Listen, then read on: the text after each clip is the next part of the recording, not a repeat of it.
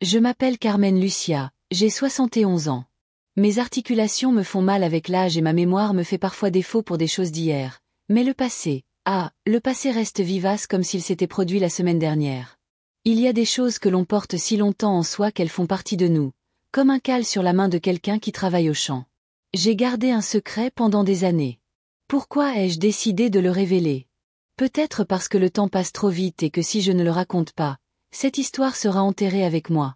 Et certaines histoires ne peuvent pas rester silencieuses éternellement. Savez-vous ce que c'est? Je me demande si Dieu m'a pardonné d'avoir gardé ce secret si longtemps, ou s'il comprendra que certaines blessures ont besoin de guérir avant d'être révélées au monde. Notre maison se trouvait dans une petite ville de l'intérieur du Minas Gerais, mais tout le monde connaissait cet endroit comme la maison du dernier adieu. C'est mon grand-père Anania qui a lancé l'entreprise de pompes funèbres dans les années 1920, et plus tard, mon père Antonio a tout repris en tant que préparateur des défunts. Notre maison était attenante à la maison funéraire, séparée seulement par une porte toujours verrouillée. Mais avec ma curiosité d'enfant, j'ai vite appris à l'ouvrir tranquillement. La maison avait un long couloir qui menait directement à la cuisine, 3 chambres, une pour mes parents, une pour moi et la 3e pour mes frères et sœurs. Une salle à manger et un salon où nous recevions les quelques visiteurs que nous avions. Les murs étaient épais et le large plancher en planche craquait, trahissant quand quelqu'un passait devant la maison la nuit. Les fenêtres avaient ces volets en bois qui claquaient bruyamment quand le vent soufflait. La cour était grande avec un arbre jabuticaba et un arbre pitanga, le jardin de maman et un corral où nous élevions 2 porcelets qui devenaient des saucisses à la fin de l'année. Grandir dans une maison funéraire n'était pas facile. Les autres enfants avaient peur de jouer dans notre maison. À l'école, ils chuchotaient quand je passais comme si j'étais un fantôme ou quelque chose comme ça. Voilà la fille des morts, disaient-ils, croyant que je ne pouvais pas les entendre. Ma mère est apparue, celle que tout le monde appelait le sida, et elle m'a toujours dit, ne fais pas attention à eux, ma fille. C'est de la pure ignorance de la part de ces gens. Ce que nous faisons est un service honorable. Quelqu'un doit prendre soin aux défunts pour que les familles puissent leur dire adieu dignement. Nous étions 5 à la maison. Mon père, ma mère, moi, mon frère Teodoro, de 2 ans mon aîné, et le plus jeune, un petit garçon né quand j'avais presque 11 ans. Papa était un homme sérieux et peu bavard, respecté dans toute la ville. Lorsqu'il traversait la place le dimanche après la messe, les hommes retiraient leurs chapeaux en signe de respect. Maman était tout le contraire, une femme chaleureuse, toujours souriante. C'est elle qui m'a appris à cuisiner, et surtout, à avoir la force de résister aux regards tordus des habitants. Teodoro était calme comme papa, mais il avait un regard étrange qui, maintenant que j'y pense, aurait dû m'alerter. Il observait toujours tout, posait des questions sur les morts et voulait aider papa à préparer les corps dès son plus jeune âge. À l'époque, tout le monde croyait que j'avais une vocation pour l'entreprise familiale. Le funérarium sentait un mélange étrange de formaldéhyde, de fleurs et de cire de bougie, un arôme qui imprégnait même nos vêtements. La nuit, j'entendais le bruit des outils de mon père dans la salle de préparation, le cliquetis métallique, le raclement des tiroirs, le bruit de l'eau courante. La radio dans le salon annonçait les nouvelles du gouvernement de Jânio Quadros, puis de João Goulart, pendant que maman repassait ou cousait. Nous avions un téléphone à cadran noir, un de ces téléphones ennuyeux qui ne sonnait presque jamais. Et quand il sonnait, ce n'était généralement pas une bonne nouvelle. C'était une famille qui avait besoin des services de la maison du dernier au revoir. Je me souviens que mon cœur se serrait toujours lorsque ce son strident brisait le silence de la maison. Les enfants d'aujourd'hui avec leur téléphone portable à la main peuvent imaginer une époque où les nouvelles mettaient des jours à arriver, une époque où il fallait attendre le bon moment pour utiliser le téléphone car les appels étaient trop chers. Ma vie était divisée entre 2 mondes qui ne semblaient pas correspondre. Le matin, j'allais à l'école du couvent où j'apprenais le portugais, les mathématiques, l'histoire et surtout comment devenir une bonne jeune femme. Les religieuses ne se lassaient pas de répéter que les filles devaient être modestes, éduquées et préparées pour la maison. L'après-midi, je rentrais à la maison pour aider maman avec les tâches ménagères, m'occuper du petit et parfois servir à la réception de la maison funéraire. Si quelqu'un arrivait à l'école, j'étais assise à un bureau en bois sombre avec un trou pour l'encrier. Mon uniforme était une jupe plissée bleu marine qui descendait en dessous de mes genoux, un chemisier blanc à col au débat blanc jusqu'aux genoux et des chaussures noires bien cirées. Je portais mes cahiers de calligraphie attachés avec une ficelle et mes mains étaient toujours tachées d'encre. Peu importe comment, attention. J'ai essayé la cloche à sonner à 7h30 précise pour commencer les cours et sœur Consolatan ne tolérait pas les retards. Le meilleur Moment de la journée était quand j'ai croisé Cécilia à la récréation. Nous avons étudié ensemble, mais nous ne pouvions jamais parler suffisamment parce que nous étions toujours interpellés. Elle était la seule qui n'avait pas peur d'être mon amie. Nous nous asseyions sous le manguier dans la cour en mangeant les sandwichs que nos mères préparaient et en parlant de tout ce que nous voulions le plus était de sortir de cette petite ville et de voir le monde. Cécilia voulait être enseignante. Je ne savais pas vraiment ce qu'elle voulait, mais ce n'était certainement pas rester dans les pompes funèbres pour le reste de ma vie à la maison. Les leçons étaient différentes pendant que je brodais ou que j'aidais Chiquino. Maman m'apprenait ce qu'elle appelait des choses de femme. Elle parlait doucement comme si quelqu'un pouvait nous entendre même quand nous étions seuls. Une jeune femme décente ne reste pas seule avec des garçons. Ne soyez pas trop confiante. Ne parlez pas fort, n'attirez pas l'attention sur elle. Et je hochais la tête, mais à l'intérieur je pensais aux histoires que Cécilia lisait dans les livres empruntés à la bibliothèque municipale. Histoires de femmes qui ont voyagé, étudié et décidé de leur propre vie déjà à cet âge. J'ai remarqué à quel point tout était différent pour moi et pour Teodoro. Il pouvait sortir avec des amis, pêcher dans la rivière le dimanche, rentrer tard. J'avais des horaires stricts, toujours surveillés, toujours protégés, comme si j'allais craquer à tout moment. C'est pour ton bien, disait maman quand je me plaignais. Le monde n'est pas un endroit sûr pour les jeunes filles. J'ai rencontré Cécilia le jour de la rentrée en CM1. J'étais assise seule, comme d'habitude. Quand elle est arrivée, avec son air déterminé, elle a posé ses livres sur le bureau à côté du mien et a dit: je peux m'asseoir ici. Je m'appelle Cécilia Almeida.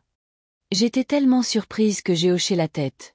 Jamais une nouvelle fille n'avait choisi de s'asseoir à côté de moi à la récréation pendant que les autres enfants formaient un grand cercle pour jouer à se passer l'anneau, me laissant de côté comme d'habitude. Cécilia est venue et m'a demandé: pourquoi es-tu seule? Quand je lui ai parlé des pompes funèbres, je m'attendais à voir ce même regard de dégoût ou de peur que je connaissais trop bien, mais elle a simplement haussé les épaules et a dit: mon père est boucher. Tout le monde doit bien travailler, non? À partir de ce jour, nous étions inséparables. Après l'école, elle venait chez moi plusieurs fois par semaine. Nous nous asseyions à la table de la cuisine pour faire nos devoirs pendant que maman préparait de la limonade fraîche avec du sucre brun. Cécilia portait des rubans colorés dans ses cheveux et sentait doucement le groupe, un parfum que sa mère, Doña Ciranda, imprégnait sur ses vêtements. Elle avait les cahiers les mieux organisés de la classe et elle m'aidait en mathématiques, ce qui était mon cauchemar. Nous passions des heures à parler de l'avenir, à échanger des notes pendant les cours de sœur Gertrudie, la plus courageuse de toutes, et à rire jusqu'à en avoir mal au ventre pour des choses stupides qui n'avaient de sens que pour nous. Le son de nos rires remplissait la cour lors des chauds après-midi d'été, effrayant même les poules. Cécilia était la seule amie qui osait entrer dans la maison funéraire. Un après-midi où il n'y avait personne de mort, elle a demandé à me rencontrer. Papa ne peut pas le découvrir, Dieu nous en préserve. Je me suis dit: comment se fait-il que tu n'aies pas peur? Lui ai-je demandé alors qu'elle observait tout avec curiosité. Les morts ne font de mal à personne, Carmen. Ce sont les vivants dont nous devons prendre soin. Elle répondit avec une sagesse qui semblait au-delà de ses 12 ans à ce moment-là. Théodore apparut soudainement dans la salle de veillée. Il ne devrait pas être là. Papa l'avait envoyé chercher des fleurs pour la place. Il se tenait dans l'embrasure de la porte regardant Cécilia d'une manière qui me mit mal à l'aise. Est-ce ton ami? Demanda-t-il sans la quitter des yeux. Cécilia sourit poliment mais je remarquai qu'elle était mal à l'aise. Allons dans le patio, dis-je en lui prenant la main pour l'éloigner de mon frère. Le temps passa et notre amitié se renforça mais Dieu avait d'autres plans pour la vie de mon amie. Cécilia commença à tousser. Au début c'était une toux sèche et gênante qu'elle cachait en se couvrant la bouche avec un mouchoir brodé par sa grand-mère. Puis la toux s'aggrava. Elle commença à manquer les cours une fois par semaine. Puis 2 après l'école j'allais chez elle pour lui apporter ses devoirs. Doña Ciranda lui donnait des tisanes maison de guaco, miel et lui mettait des compresses chaudes sur la poitrine. C'est juste une bronchite. Elle m'a dit de me calmer mais ses yeux disaient le contraire. Attends une minute, je dois revenir sur certaines choses pour que tu comprennes mieux mon histoire. Voilà, il se passait beaucoup de choses sous notre toit dont personne ne parlait. C'était comme si nous avions un pacte tacite pour faire comme si tout allait bien, surtout quand il s'agissait de Théodore. Une fois, alors que je servais du café aux proches d'une personne décédée, je l'ai vu debout dans un coin, regardant la petite fille du défunt, une fille d'environ 17 ans. Ce n'était pas un regard de condoléance ou de respect, c'était un regard qui vous glaçait le sang. Quand j'en ai parlé à maman après coup, elle m'a juste dit: n'invente rien, mon petit. Ton frère était juste poli. Mais ce n'était pas seulement que Teodoro disparaissait la nuit. Parfois je me réveillais au craquement du parquet et à travers la fente de la porte je voyais mon frère rentrer à la maison juste au moment où le ciel commençait à s'éclaircir. Une fois je lui ai demandé où il était allé. Ce ne sont pas tes affaires, petite curieuse, a-t-il répondu en serrant fort mon bras jusqu'à laisser des marques. J'avais 13 ans quand j'ai commencé à remarquer ces échanges de regards entre papa et maman Kadali. Tu vois, Théodoro disait quelque chose d'étrange pendant le dîner, c'était comme s'il parlait sans mot, un code que seul comprenait Théodoro. Gardait un tiroir fermé à clé dans la commode qu'il partageait avec Chiquino. Une fois, alors qu'il travaillait avec papa, j'ai essayé de l'ouvrir avec un crochet comme j'en avais vu dans les films du cinéma public qu'il projetait le dimanche sur la place. À l'intérieur, j'ai trouvé des coupures de journaux sur des accidents et des tragédies impliquant notamment des jeunes femmes. J'ai fermé le tiroir rapidement, et je n'en ai parlé à personne. Cécilia m'a avoué un jour qu'elle pensait que Théodoro la suivait sur le chemin du retour. Je pense que j'ai vu ton frère derrière moi hier, caché près de l'entrepôt de Don Sébastien. Ça doit être ton imagination, ai-je répondu, essayant de nous convaincre tous les deux. Mais au fond de moi, je savais que ce n'était pas comme ça. Le malaise que je ressentais pour mon frère grandissait de jour en jour. C'était comme si un animal sauvage vivait parmi nous déguisé en personne normale. Je suis restée à l'écart. J'évitais d'être seule avec lui. J'ai inventé des excuses pour ne pas l'aider quand papa me l'a demandé. Comment pouvons-nous percevoir le danger sans avoir de mots pour l'expliquer? Comme un petit oiseau qui rétrécit avant qu'un serpent ne frappe. Même s'il n'en a jamais vu auparavant. Le corps sait des choses que l'esprit met du temps à comprendre. Et mon corps savait que Théodoro n'était pas seulement différent ou particulier comme maman insistait pour le dire. Le jour où Cécilia a manqué l'école pendant 2 semaines d'affilée, je suis allée chez elle pour lui prendre ses devoirs et quelques broderies que nous avions faites ensemble en classe. Donia Siranda a ouvert la porte avec les yeux rouges et gonflés. Elle ne va pas mieux. Carmen, le docteur Edson est venu hier et a dit qu'elle avait besoin de plus de tests. La toux de Cécilia avait empiré. Elle n'était plus sèche maintenant. Elle s'accompagnait d'une respiration sifflante qui était pénible à entendre. Quand je suis entrée dans sa chambre et je l'ai trouvée pâle, les yeux cernés de noir profond, les cheveux sans leur éclat habituel. Pourtant, elle a souri en me voyant et a essayé de s'asseoir. Ne te force pas, ai-je dit en m'asseyant au bord du lit. Je reconnais maintenant que j'essayais de me montrer forte. La chambre sentait le sirop de guaco, les herbes et cette autre odeur que je n'identifie que maintenant, celle de la maladie qui progressait. Le docteur Edson, le seul médecin de la ville à effectuer des visites, venait tous les 2 jours, mais ses connaissances étaient limitées. Il diagnostiquait une pneumonie grave et prescrivait sirop et compresses. Le temps passait et l'état de Cécilia empirait.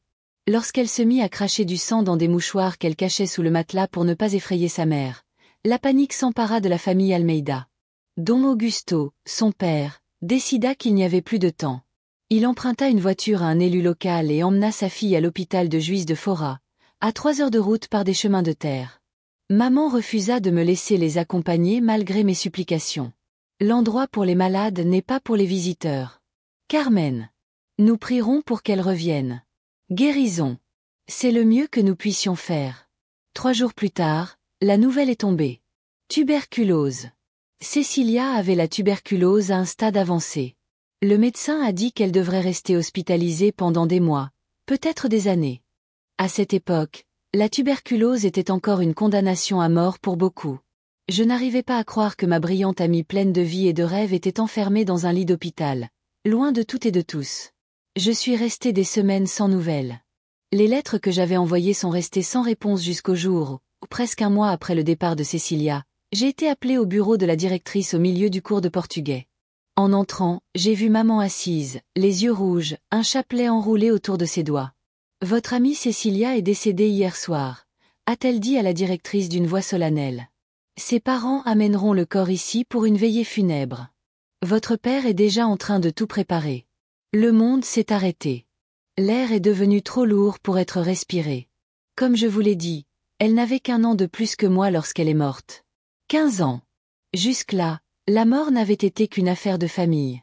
Quelque chose de lointain qui arrivait à des inconnus.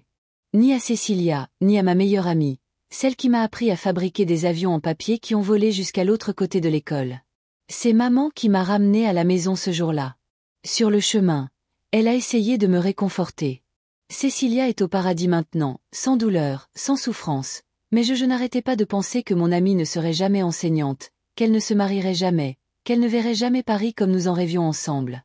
Nous retrouvons-nous vraiment après avoir quitté ce monde?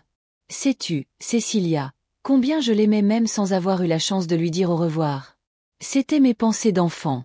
Le corps de Cécilia est arrivé à notre funérarium à la tombée de la nuit. Papa m'a formellement interdit d'entrer dans la salle de préparation. Ce n'est pas bon pour toi de voir ton amie comme ça, ma fille. Garde son image vivante dans ton cœur. C'était la règle de la maison. Je ne suis jamais entrée dans la salle de préparation. C'était le territoire sacré de mon père où il accomplissait son travail avec dignité et respect. Mais ce jour-là, j'ai remarqué quelque chose de différent. Papa a appelé maman dans un coin et a murmuré « Ne laisse pas Théodoro seul avec le corps. » En aucune circonstance. Elle a juste hoché la tête. Son visage s'est tendu. Cet échange de regards, à nouveau, cette conversation silencieuse qui m'excluait. J'ai passé la nuit à pleurer dans ma chambre en serrant mon oreiller contre moi pour étouffer les bruits de pas et ne pas réveiller Chiquino qui dormait dans son berceau finalement épuisé. Je me suis endormie, je ne sais pas quelle heure il était quand je me suis réveillée en sursaut. La maison était absolument silencieuse à part le tic-tac de l'horloge du salon et un rayon de lumière filtrait à travers la porte de la salle de préparation qui aurait dû être fermée à cette heure-là. Mon cœur battait la chamade, papa éteignait toujours toutes les lumières avant de dormir. Quelque chose n'allait pas, je suis sortie du lit, mes pieds nus sentaient le sol froid, le couloir était sombre éclairé seulement par cette fissure de lumière sous la porte. Toute la maison sentait le formaldéhyde et les fleurs, quelque chose à laquelle j'étais déjà habituée. Quand je me suis approchée de la porte, j'ai entendu un bruit, ce n'était pas le bruit des outils de papa, c'était autre chose, un son étouffé, des gémissements. La curiosité et la peur se battaient en moi, une partie de moi voulait retourner au lit, se cacher sous les couvertures et faire comme si je n'avais rien entendu, mais l'autre partie avait besoin de savoir. Je tournerai la poignée lentement en essayant de ne pas faire de bruit. La porte grinça légèrement, l'ouverture était petite mais suffisante pour voir dans la pièce. Ce que j'ai vu à ce moment-là a changé ma vie pour toujours. Théodoro était là, penché sur le corps de Cecilia, faisant des choses que je comprenais à peine mais que je savais instinctivement être horriblement mauvaises. Cecilia nue exposée avec mon frère au-dessus sans réfléchir. J'ai poussé la porte fort. Qu'est-ce que tu fais? J'ai crié, sa voix tremblait de haine et de dégoût. Théodoro se retourna rapidement. Surpris, il était seul, son pantalon baissé qu'il releva immédiatement son visage. Je n'oublierai jamais ce visage, il n'y avait ni honte ni remords, juste de la colère d'avoir été interrompu. Sors d'ici. Idiot, grogna-t-il en avançant vers moi. J'ai essayé de courir mais il était plus rapide, il a attrapé mon bras si fort qu'il a laissé des marques. Si tu le dis à quelqu'un, je te jure que je te tuerai, personne ne te croira. J'ai commencé à crier, à lutter de toutes mes forces, mais il était plus fort. Puis il m'a frappé. C'était la première fois. La douleur était vive, instantanée. Le coup m'a laissé paralysée. Il vaut mieux que tu restes silencieuse, petite sœur. Il a chuchoté à mon oreille d'une voix qui m'a glacé le sang. Ou je devrais te faire la même chose que j'ai commencé à faire à Cecilia. Je ne sais pas combien de temps nous sommes restés comme ça. Je pleurais en silence, sentant le goût métallique du sang sur ma lèvre fendue tandis qu'il me tenait fermement. Soudain, nous avons entendu des pas dans le couloir. Théodoro m'a poussé contre le mur, a rapidement ajusté les jambes de Cecilia qui étaient ouvertes et est sorti par la porte arrière de la maison funéraire, juste avant que papa n'apparaisse. « Carmen, que fais-tu ici à cette heure-ci » a-t-il demandé en allumant la lumière. Quand il a vu mon visage meurtri et ma lèvre en sang, son expression a changé. « Que s'est-il passé? Qui t'a fait ça ?» Je ne pouvais pas répondre, j'ai juste continué à pleurer, mais papa a vu le sang. Comment expliquer ce que j'avais vu, comment mettre des mots sur une telle horreur? Il y a des choses qui, même après tant d'années, font encore mal quand on s'en souvient. Il y a des blessures qui ne guérissent jamais complètement. J'ai entendu Chiquino pleurer, et j'ai couru pour m'occuper de lui. J'ai laissé papa derrière moi, je l'ai fui le lendemain matin. Mon visage était enflé, et ma lèvre avait doublé de taille. Regarder dans le miroir, c'était comme voir un étranger. Maman m'a mis des compresses froides et m'a fait du thé à la verveine citronnée pour me calmer pendant qu'elle prenait soin de moi, bien sûr. Je devrais tout expliquer plus tard, quand les choses se seraient calmées. Toute la matinée, j'ai évité d'être dans la même pièce que Théodoro qui faisait comme si de rien n'était. Il avait cette capacité à séparer ses actes de ses sentiments. Moi, par contre, je tremblais chaque fois que j'entendais ces pas dans le couloir. La veillée funèbre de Cecilia a commencé à midi. Le salon s'est rempli de gens de la ville qui voulaient tous dire un dernier au revoir à la petite fille partie si tôt. Je me suis tenue dans un coin en évitant de regarder le cercueil où gisait mon ami entouré de lys blanc. Je ne pouvais m'empêcher de penser à ce que Théodoro avait fait. Comment pouvait-il rester là à saluer les gens qui servaient du café en prétendant être un jeune homme bien? Nous sommes rentrés à la maison pour le dîner. Maman a servi de la soupe aux légumes et du pain fait maison. Le silence à table était oppressant, brisé seulement par le bruit des cuillères dans les assiettes et la voix de Chiquino qui n'arrêtait pas de parler en demandant plus. Papa me fixait en observant les marques sur mon visage que le maquillage de maman n'avait pas réussi à cacher complètement. Qui t'a fait ça? Demanda finalement Carmen en posant la cuillère à côté de l'assiette. Sa voix était calme, mais je connaissais ce ton. C'était le calme avant la tempête. Théodore se leva immédiatement comme s'il voulait fuir la table, mais papa l'arrêta d'un geste. Assieds-toi, personne ne bouge tant que je ne sais pas ce qui s'est passé hier soir chez moi. J'ai regardé maman qui avait l'air aussi effrayée que moi. Son visage était pâle, ses mains tremblaient légèrement alors qu'elle tenait la serviette. Elle savait déjà d'une certaine manière. Je le savais déjà, c'était Théodore, dis-je finalement d'une voix presque un murmure. Ça m'a Frappée parce que je l'ai vu, les mots sont restés coincés dans ma gorge. Comment puis-je expliquer à mes parents ce que j'avais vu? Comment puis-je mettre une telle horreur en mots? Elle m'en cria Théodore en frappant la table si fort que les assiettes ont tremblé. Le petit a eu peur et s'est mis à pleurer. Maman l'a emmené dans sa chambre avec son assiette de nourriture. Il est entré dans la salle de préparation alors qu'il n'aurait pas dû et maintenant il invente cette histoire pour ne pas être puni. Papa a levé une main pour le faire taire. Ses yeux n'ont jamais quitté les miens. Continue ma fille, que as-tu vu? J'ai pris une grande inspiration et j'ai tout raconté. J'ai dit à propos de la lumière allumée au petit matin, à propos des bruits étranges, à propos de la découverte de Teodoro avec Cecilia, à propos de la façon dont il m'a attaqué quand je l'ai confronté alors que je parlais. J'ai vu le visage de papa se transformer, la couleur l'a quitté. Remplacé par une pâleur mortelle, ses yeux toujours si calmes se sont remplis d'une fureur que je n'avais jamais vue auparavant. C'est un mensonge, Teodoro a crié. À nouveau, mais sa voix n'avait plus de conviction maintenant. Il y avait la peur de ce qui allait arriver. Papa s'est lentement levé, son visage rouge de colère contrastait avec sa sérénité habituelle à cet instant. Quelque chose s'est brisé dans notre famille, quelque chose qui ne serait jamais réparé d'un mouvement rapide.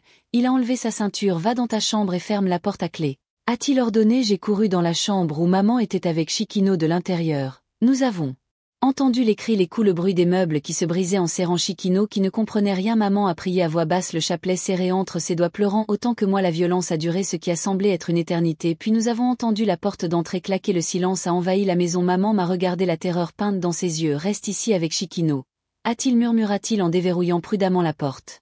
Quelques minutes plus tard, le visage encore plus pâle, il revint. Ton père a emmené Teodoro. Il a dit qu'il ne remettrait plus jamais les pieds dans cette maison. Cette nuit-là, allongée dans mon lit, les yeux ouverts dans le noir, j'ai entendu les voix étouffées de maman dans la pièce voisine. Papa n'est rentré qu'à l'aube. Le soleil se levait à peine lorsqu'il est entré dans la maison. Il semblait avoir vieilli de 10 ans en une seule nuit. Sans un mot, il est allé directement à la salle de préparation. Je suis retournée à la veillée funèbre de Cecilia qui s'est poursuivie ce matin-là comme si le monde ne nous était pas tombé dessus. Lorsqu'ils ont finalement fermé le cercueil et que le cortège funèbre est parti pour le cimetière municipal, j'ai eu l'impression qu'une partie de mon enfance était enterrée à côté de Cecilia. La fille, autrefois une rêveuse innocente, était également morte cette nuit-là. Une semaine après l'enterrement, papa nous a convoqués, maman et moi, pour une conversation sérieuse dans le salon. Chiquino dormait, inconscient des tempêtes qui secouaient notre famille. Teodoro ne reviendra pas dans cette maison, dit papa. Sa voix était ferme, mais ses yeux exprimaient une profonde douleur. Il est dans un endroit où on peut l'aider. Hospitalisé. Où est Antonio? Demanda maman, les yeux rougis par tant de pleurs. Dans un hôpital pour les gens comme lui, à Barbacena, loin d'ici. Même à 14 ans, je savais ce que signifiait cet endroit. C'est là qu'on envoyait les perturbés, les fous, ceux que la société voulait oublier. Personne n'y entrait jamais pareil, si tant est qu'ils en ressortent. Et que dirons-nous aux gens?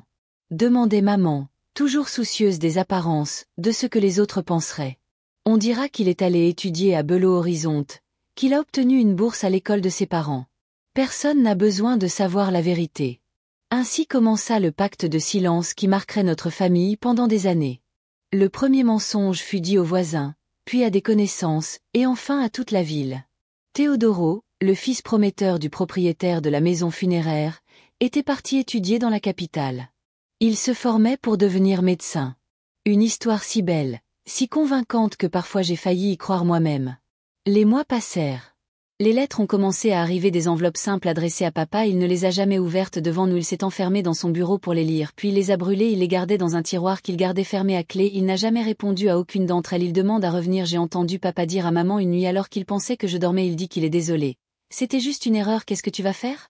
Je veux récupérer mon garçon. La voix de maman était un murmure brisé. Tu ne comprends pas la gravité. Il a menacé sa propre sœur. Il a blessé Carmen. Il est dangereux. Tu le sais aussi bien que moi. Alors il le savait aussi. Il savait quelque chose que j'ignorais à l'époque. 2 ans ont passé. Je venais d'avoir 16 ans quand papa m'a appelé dans son bureau. Il était assis derrière le bureau en acajou, les mains jointes sur la surface polie. Il paraissait plus vieux que ses 45 ans. Ses cheveux étaient déjà complètement gris dans les centaines de rides profondes qui marquaient son visage. Assieds-toi Carmen, dit-il en désignant la chaise devant lui. On devrait parler de ton avenir. J'ai obéi, le cœur battant. Les conversations sérieuses avec papa apportaient rarement de bonnes nouvelles. Connaissez-vous Monsieur Oliveira, le propriétaire de la mercerie? J'ai hoché la tête. Qui ne connaissait pas le Monsieur Oliveira, l'un des hommes les plus prospères de la ville. Il a un fils, Joachim, un garçon travailleur et honnête, issu d'une bonne famille. Il a 22 ans et dirige déjà sa propre entreprise. J'ai eu un pincement au cœur. Je savais où cela allait nous mener. J'ai parlé à monsieur Oliveira, et nous avons convenu que vous feriez un bon mariage.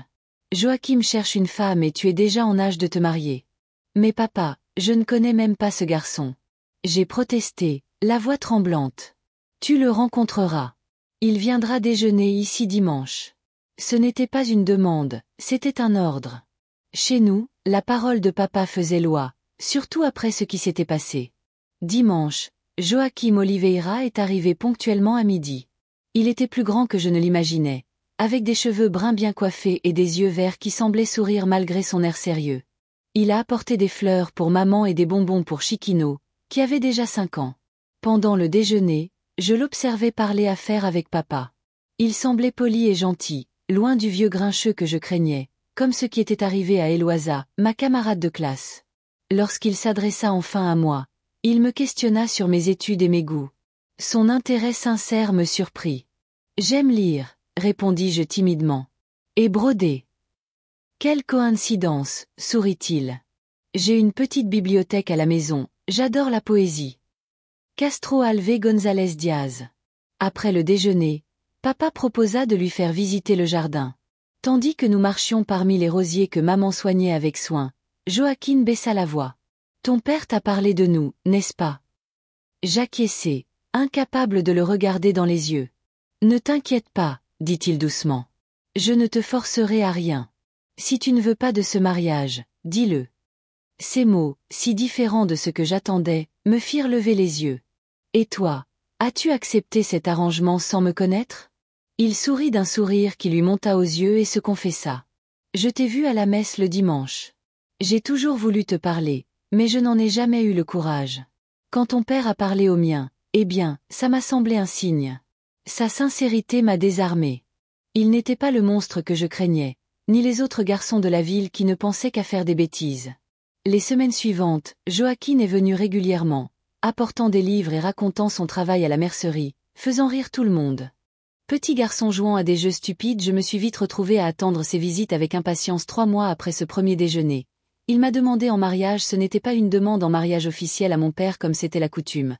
C'était directement à moi lors d'une promenade sur la place de la ville sous le regard discret de maman depuis un banc. « Je sais qu'il est tôt, dit-il en me prenant les mains. Je sais que nous venons juste de nous rencontrer. Mais je veux que tu saches que je t'apprécie vraiment Carmen, je pense que nous pourrions être heureux ensemble, me feras-tu l'honneur d'être ma femme ?» J'ai regardé ce garçon gentil et sincère, si différent de l'horreur que j'avais connue dans ma propre maison, et j'ai ressenti le désir d'une nouvelle vie loin des fantômes de la maison du dernier adieu. « Oui, » ai-je répondu, nous surprenant tous les deux par la fermeté de ma voix. « J'accepte. » Le mariage était dans 2 mois. Maman a cousu ma robe blanche, simple mais élégante, avec de la dentelle aux manches et à l'ourlet. Le voile appartenait à ma grand-mère. Transmis de génération en génération. Les alliances, 2 fines bandes d'or, brillaient dans un petit écrin de velours rouge. La cérémonie était intime. Seule la famille et les amis proches étaient présents. Le déjeuner qui a suivi, dans le patio de la maison de mes beaux-parents, était simple. Poulet rôti, riz farofa, salade et un gâteau à 3 étages que le pâtissier de la ville a préparé en 2 jours. Ils ont servi du guarana et du vin doux pour les adultes. Avant de partir pour notre nouvelle vie, j'ai reçu la bénédiction de mes parents.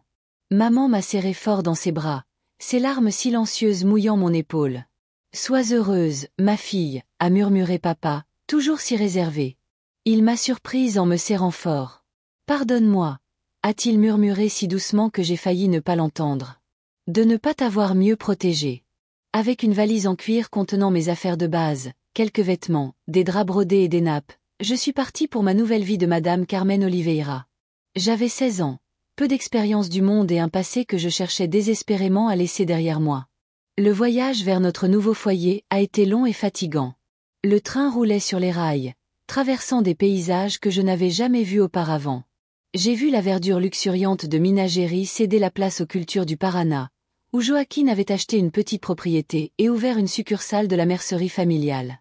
Mon père voulait que je reste, m'expliqua Joachim pendant le trajet, mais j'ai toujours rêvé de construire quelque chose à moi, vous savez, loin de son ombre. Le voyage de retour dans notre Chevrolet bleu s'est déroulé en silence. Les enfants, maintenant âgés de 15, 13 et 11 ans, ressentaient la gravité du moment. Antonio, l'aîné, si semblable à son père par le tempérament, me tenait la main de temps en temps. Il n'était jamais venu. Mes beaux-parents, mes beaux-frères et maman avec Chiquino nous avaient rendu visite 3 ou 4 fois au cours de toutes ces années. Papa n'était venu qu'une fois. Arriver en ville après si longtemps était étrange. Certaines choses avaient changé, de nouvelles constructions, des rues pavées, mais l'essence restait la même. Lorsque la voiture s'est arrêtée devant la maison de notre dernier au revoir, j'ai senti un nœud dans ma poitrine. Elle était là, exactement comme dans mes souvenirs, en plus âgée. La peinture s'écaillait par endroits, l'enseigne moins brillante. Maman nous attendait à la porte. Ses cheveux étaient maintenant gris. À côté d'elle, Chiquino, et non Francisco, comme il préférait qu'on l'appelle. C'était maintenant un homme grand et mince de 21 ans, avec les mêmes yeux que papa. L'ironie ne m'a pas échappé. Papa, qui avait passé des décennies à préparer les morts à leur dernier repos, reposait désormais dans l'un des siens. Cercueil préparé par d'autres mains, je m'approchai du cercueil d'un pas hésitant. Papa avait l'air en paix, plus serein que je ne l'avais jamais vu de sa vie. Ses cheveux maintenant complètement blancs étaient soigneusement peignés. Il portait son costume noir préféré. Celui qu'il ne portait que pour les grandes occasions. En travers de sa poitrine se trouvait son chapelet en bois sombre, le même qu'il avait hérité de son grand-père à son doigt, l'alliance qu'il n'enlevait jamais, même pour aller travailler. Un portrait de sa jeunesse avait été placé sur une table voisine, à côté d'un arrangement de lys blanc. Pendant la veillée funèbre, beaucoup se sont approchés de moi, de vieux voisins, de connaissances de l'église. Plusieurs ont commenté à quel point j'avais changé, à quel point j'étais élégante maintenant. Certains ont demandé Théodore. J'ai répété le mensonge, répété mon frère ne pouvait pas venir. Il vit à l'étranger le lendemain. Papa a été enterré au cimetière municipal sous une fine bruine qui semblait refléter la mélancolie du moment. Le prêtre a parlé de son dévouement à la famille, de son travail honorable, de sa foi inébranlable. Personne n'a mentionné les ombres, les secrets, les silences qui ont marqué notre famille. Comment aurait-il pu faire cela dans la maison familiale maintenant étrangement vide? Sans papa, nous sommes assis dans la salle à manger. Maman, Chiquino, Francisco, Joaquin, moi et les enfants, et maintenant maman. Que va-t-il se passer avec la maison funéraire? Avec toi et Francisco? J'ai finalement demandé cette nuit-là.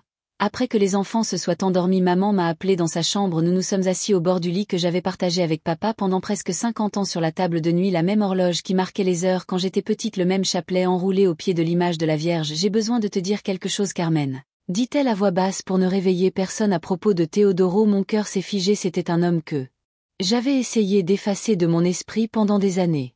Il est mort il y a 5 ans à l'hôpital. J'ai senti un goût amer sachant que ça faisait mal, mais même la voix brisée de maman remplie d'une tristesse qui brisait l'âme était difficile à entendre. Ton père ne voulait pas que tu le saches. Il a continué à tordre un mouchoir entre ses doigts. Il pensait que c'était mieux pour que tu puisses continuer ta vie sans ce poids. Comment était-ce une pneumonie? Il était très faible. Cet endroit l'a détruit. Ses yeux se sont remplis de larmes. C'était mon fils Carmen Lucia, mon aîné. Peu importe à quel point ce qu'il a fait était mon fils. À ce moment-là, j'ai vu toute la douleur que maman avait portée en silence, l'amour d'une mère, et maintenant en tant que mère moi-même j'ai compris. Elle m'a dit que papa était allé à l'hôpital et avait préparé le corps de son fils, puis elle et Chiquino ont assisté à un enterrement discret loin des regards curieux. Nous avons passé quelques jours là-bas. Mon petit frère n'a jamais travaillé avec papa aux pompes funèbre. Après ce qui est arrivé à Teodoro, papa a décidé qu'il devrait suivre un autre chemin. Bien sûr, nous ne pouvions pas le savoir à ce moment-là, mais je pense que ce qui est arrivé à notre famille était une exception. Maman a dit comme si elle essayait de se convaincre elle-même maintenant que papa était parti.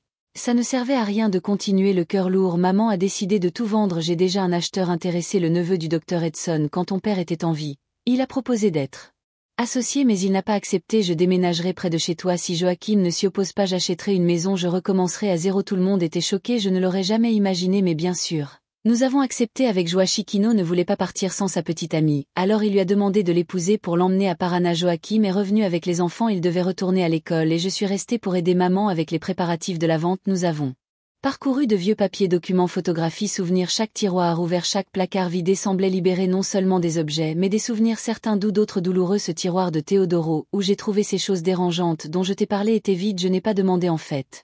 Aucune de ces affaires n'était dans la maison. Je suis resté silencieux, craignant la réponse. Nous avons trouvé le tiroir où papa gardait les lettres de Teodoro, toutes scellées non ouvertes. Maman voulait les prendre. Peut-être un jour elle aura le courage, en les lisant, dit-il alors que nous regardions la maison se vider, meubles recouverts de draps, cartons empilés dans le camion de déménagement. J'ai ressenti un étrange mélange de tristesse et de soulagement. C'était la fin d'une époque, la fin d'un cycle pour nous tous à cette époque. Mon frère Chiquino s'est marié civilement. Il emmenait avec nous sa femme Daisy, une jolie jeune blonde aux yeux vers cette maison. Connaissait tant de douleur, maman murmura en regardant pour la dernière fois les fenêtres qui ressemblaient maintenant à des yeux vides. Mais il y avait de la joie ici aussi. Je ne peux pas oublier ça. Le nouveau propriétaire, un jeune homme avec des lunettes. Le nouveau propriétaire, un jeune homme avec des lunettes et un sourire respectueux, attendait sur le porche pour recevoir les clés. Je garderai le respect que ton père avait pour les morts. promit-il alors que maman lui tendait le trousseau. 2 clés. En arrivant à Paraná, ils sont restés dans notre maison jusqu'à ce qu'ils trouvent un nouveau foyer. Bientôt maman a acheté une belle maison. Assez grande, l'argent de la vente du funérarium avait été généreux. Mon frère aurait pu acheter sa propre maison, mais il ne voulait pas laisser maman seule, alors il est resté vivre avec elle et sa femme. Daisy, les premiers mois ont été un temps d'adaptation. Maman avait ses moments de profonde tristesse quand elle regardait par la fenêtre avec ce regard perdu que je connaissais aussi, mais il y avait aussi de la joie, surtout quand elle jouait avec mes enfants ou enseignait à Daisy des recettes du ménagère qu'elle n'avait jamais goûté, un pain ou un fromage authentique. Le temps a passé, mes enfants ont étudié, se sont mariés et m'ont donné des petits-enfants. Aujourd'hui j'ai 5 petits enfants et 3 arrière-petits-enfants, une famille nombreuse et bruyante qui remplit notre maison pour les déjeuners du dimanche ou en vacances. Joachim et moi avons vieilli ensemble, des mains plus ridées, des cheveux blancs, mais la même affection que toujours. Parfois quand je le vois dormir à côté de moi, je remercie silencieusement Dieu d'avoir mis un homme si bon sur mon chemin. Mais je dois revenir un peu en arrière, je suis toujours excitée et je raconte les choses très vite, mais ensuite je me souviens des détails. C'était il y a environ 12 ans, mon frère était allé à la plage avec ses enfants et je suis allée rester avec maman. C'était un après-midi chaud de janvier, le ventilateur tournait paresseusement au plafond du salon pendant que nous buvions du café avec du gâteau de maïs. Soudain maman a demandé presque dans un jet chuchoté: Carmen, Lucia, pourrais-tu m'aider avec quelque chose?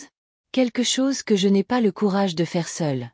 À son air sérieux, et surtout parce qu'il m'avait appelé par mes 2 prénoms, je savais que ce n'était pas une simple demande. Bien sûr, maman, de quoi as-tu besoin? Il se leva péniblement. Ses genoux n'étaient plus ce qu'ils étaient. Il alla dans sa chambre et revint avec une vieille boîte à chaussures fermée par une ficelle usée par le temps. Les lettres de Teodoro, dit-il simplement en la posant sur la table. Je n'ai jamais eu le courage de les ouvrir. Ton père ne voulait pas que je les lise. Il disait que cela ne ferait qu'accroître ma souffrance. Mais maintenant j'ai besoin de savoir. Un frisson me parcourut le dos à ce nom. Ces souvenirs que j'essayais de garder enfermés au plus profond de mon esprit me revinrent comme des fantômes. Es-tu sûre? Maman hocha la tête, ses yeux se remplirent déjà de larmes. Oui, mais je ne peux pas le faire seule, je veux faire ça depuis longtemps ma fille, mais la maison est toujours pleine, je ne sais pas si j'aurai une autre chance. Les doigts tremblants, j'ai dénoué la ficelle à l'intérieur de la boîte. Des dizaines d'enveloppes jaunies par le temps, toutes encore scellées, triées par date. La plus ancienne datait de 1969, juste 2 mois après que papa ait admis de force Teodoro, avant même d'ouvrir la première lettre. Maman et moi pleurions déjà, c'était comme revivre tout ça. La première lettre était courte, écrite d'une écriture tremblante, presque enfantine. Cher père, sors-moi d'ici, cet endroit est terrible, les gens crient jour et nuit. Les infirmières nous ont battus, je n'en peux plus, s'il te plaît. Pardonne-moi, je promets de ne plus jamais faire ça. J'aime maman et mes frères. Ton fils Teodoro. Maman gardait silencieusement sa main sur sa bouche. Nous avons continué à lire lettre après lettre. Le désespoir de Teodoro grandissait avec ses supplications de pardon dans certaines. Il suppliait de rentrer chez lui dans d'autres. Il décrivait les traitements cruels qu'on lui appliquait: électrochocs, bains de glace, isolement. Il écrivait qu'il écrivait ses lettres en secret parce qu'on ne lui permettait pas de parler de ce qui se passait à l'intérieur dans l'une d'elles. Il avertissait même: peut-être que je ne pourrai plus écrire bientôt, j'oublierai qui je suis. Je ne supportais pas de voir maman si consumée par la culpabilité et les remords. Nous ne devrions pas continuer à lire ça, mère, j'ai dit à un moment donné. La gorge nouée, il ne fait que lui faire du mal, j'ai besoin de tout savoir. Elle a insisté en essuyant ses larmes. C'était mon fils Carmen. Peu importe à quel point ce qu'il avait fait était mal, les lettres sont devenues plus espacées au fil des ans, l'écriture est devenue irrégulière dans les dernières. Il n'y avait que des phrases incohérentes, comme si son esprit s'était déjà désintégré comme il l'avait prédit. Quand nous avons terminé, il faisait presque nuit. La boîte était vide, les lettres éparpillées sur la table comme des feuilles sèches d'un automne douloureux. Après un long silence, j'ai rassemblé le courage de demander quelque chose qui m'avait toujours inquiété. Père, que saviez-vous, toi et papa, sur Teodoro que j'ignorais? Elle m'a regardé. Ses yeux étaient rouges à force de pleurer, mais il y avait en eux une détermination qui m'a surprise. Ton père n'a jamais voulu que tu le saches, a-t-elle commencé à voix basse. Je croyais que c'était un fardeau trop lourd. Mais maintenant, tu as le droit de savoir. Elle a pris une grande inspiration, rassemblant son courage. Ton frère a fait des choses horribles aux morts. Mon estomac s'est retourné, bien que je me doutais déjà de ce qui allait arriver. Ton père, Carmen, a toujours remarqué les corps des défunts. Violés, a-t-elle continué, presque incapable de prononcer les mots. Ils auraient pu être jeunes ou vieux, peu importe. Teodoro donnait du thé à ton père pour qu'il dorme profondément pendant qu'il faisait ces choses. Les souvenirs sont revenus par flash, les lumières allumées tard dans la salle de préparation, les sons étranges, le comportement de plus en plus étrange de papa vérifiant les corps avant les veillées, toujours tendu, toujours vigilant. Maman en a révélé plus. Un jour, j'ai suivi ton père, j'ai surpris Théodoro en train de mettre de la poudre dans son thé. Ton père en recevait chaque soir des mains de ton frère. J'étais même jaloux. Ma fille, papa est fatigué, il a besoin de bien se reposer, dit-il avec le temps. Papa est devenu méfiant, il a remarqué qu'il dormait trop profondément et qu'il n'entendait rien la nuit, quelque chose d'étrange pour un dormeur léger. Quand il a finalement surpris en train d'ajouter de la poudre à son thé, il a confronté. Théodoro a menti, je veux juste t'aider papa, c'est de la poudre luminale pour que tu dormes mieux, je l'achète à la pharmacie de Don Manuel. Lui et le fils du pharmacien étaient amis puisque la maison funéraire achetait toujours des fournitures. Personne ne se doutait, mais quand papa l'a pressé, se souvenant de la façon dont le défunt apparaissait dans différentes positions, Théodoro a tout avoué. Les yeux de ton père, ma fille, je n'oublierai jamais son regard cette nuit brisée et désorienté. Théodoro a juré qu'il ne le referait plus, il a pleuré. Il a imploré pardon papa, le cœur brisé. Voulais le croire, j'ai écouté les yeux grands ouverts, je me suis souvenu d'avoir vu Théodoro préparer le thé, mais je n'avais jamais imaginé cela. Me réveilla essoufflé en me lavant le visage, le lavabo avait sur moi. Maman a aussi bu de l'eau et a continué, mais est venu le jour où tu l'as surpris avec Cécilia, et quand tu as tout raconté au dîner, ton père furieux a frappé Théodoro. Le reste tu le sais déjà ma fille. Là. Révélation finale est arrivée une nuit en colère contre ton père. J'ai dit que j'irais chercher mon fils à la clinique, puis il m'a dit la vérité. Théodoro avait avoué entre larmes et sourires fous qu'il ne pouvait pas s'arrêter, qu'il souhaitait que plus de jeunes femmes meurent, qu'il appréciait particulièrement les vierges les plus serrées. C'est pourquoi ton père le considérait comme si dangereux. Carmen, non seulement pour t'avoir blessé, mais pour tout. J'ai couvert mon visage de mes mains là. Nausée m'est montée à la gorge. Maintenant tout avait du sens. La fureur de papa cette nuit-là, sa décision d'admettre Théodoro si loin, c'était un homme malade. Ma fille, ton père portait ce poids seul. Quelle souffrance. Le silence s'est installé entre nous, lourd comme un nuage noir. Maman a brisé la glace, sa voix s'est brisée. C'était un homme malade. Carmen, peut-être qu'il a toujours été, c'est ce que nous avons cru. Maintenant dis-moi, qu'en penses-tu? Penses-tu que l'atmosphère parmi les morts là, rendue comme ça? J'ai demandé du respect, c'était un sujet délicat même des décennies plus tard. Cette nuit-là, pendant que maman dormait épuisée, je suis restée éveillée en pensant à Chiquino qui a grandi protégé de cette vérité. Mes enfants et petits-enfants qui ne connaîtront jamais cette ombre familière, et pour la première fois depuis des années j'ai pleuré pour Théodoro, non pas pour le monstre qu'il est devenu, mais pour le frère que j'ai perdu bien avant de connaître la vérité, car le garçon qui jouait avec moi dans la cour m'a raconté des histoires avant de me coucher. Il m'a peigné les cheveux tendrement, il était très aimé dans notre enfance, il ne m'avait jamais frappé seul dans ce moment d'horreur. Cette histoire que je viens de raconter repose en moi depuis plus de 50 ans comme une pierre au fond d'une rivière, toujours immobile mais toujours présente. Quand ma mère est décédée entourée de petits-enfants et d'arrière-petits-enfants, j'ai senti que ce secret ne pouvait plus rester seul. Avec moi, c'était trop lourd à porter seul. J'ai d'abord décidé de le partager avec mon Joaquin, mon partenaire de plusieurs décennies. Il m'a écouté en silence, tenant mes mains ridées entre les siennes. Les siennes ont pleuré. Il a dit qu'il avait toujours senti que quelque chose de très grave pesait sur moi. Puis j'ai osé le dire à nos enfants. Antonio, Maria et José étaient assis dans le salon de notre maison, confus par la gravité du moment. Mon petit frère était également présent, sa femme à ses côtés. Quand j'ai commencé à parler, le silence était si pesant dans la pièce. Tout le monde savait que j'étais enfin prêt à révéler quelque chose qui, comme Joachim l'avait pressenti, était vraiment sérieux. Je leur ai tout raconté sur la maison du dernier adieu, sur Théodoro, sur Cécilia, sur les secrets cachés derrière les murs de ce lieu que j'appelais autrefois mon foyer. Sur les lettres, sur les confessions, sur l'horreur que mon père cachait pour nous protéger. Chiquino écoutait, les yeux écarquillés, les mains tremblantes. Je me souviens de nos parents, toujours tristes quand j'étais petit, a-t-il dit à la fin. Mais je ne me souviens pas de notre frère aîné. C'est comme s'il n'avait jamais existé pour moi.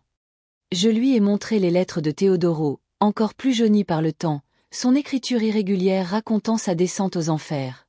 Je les garde encore aujourd'hui dans la même boîte à chaussures, avec d'autres reliques d'un passé qui semble provenir d'une autre vie. J'ai décidé de raconter mon histoire car je me souviens très bien de ma mère après cet élan. Elle vivait plus légère, mieux, comme si en partageant ce poids, une partie de celui-ci s'était dissipée.